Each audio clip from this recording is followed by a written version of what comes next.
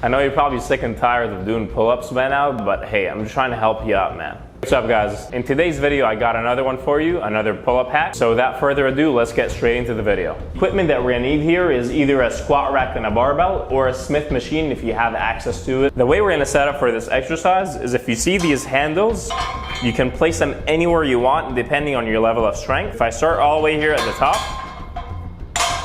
that would be considered easy because your body position is going to be a little bit more upright, but you could make it difficult until you're pulling yourself up almost horizontally, parallel to the floor. If you're just starting off to do this exercise, this would be a really good, easy position just to get the feel of it, and then you can make it more challenging by dropping this handle all the way down there at the bottom. So let me show you what I mean here. Now, if your squat rack is not bolted to the floor, make sure you make it more secure by adding some weight on it, just so that when you start pulling yourself, it doesn't go anywhere. And now we is ready to begin. This would be a really easy, good starting position, and then if you want to make it harder, I'll just get it a little bit lower. Let's say I'll take it 1, 2, 3, 4 down lower, and now this is a little bit harder, and now I'll take it a few notches lower, and now I'm pulling myself up horizontally.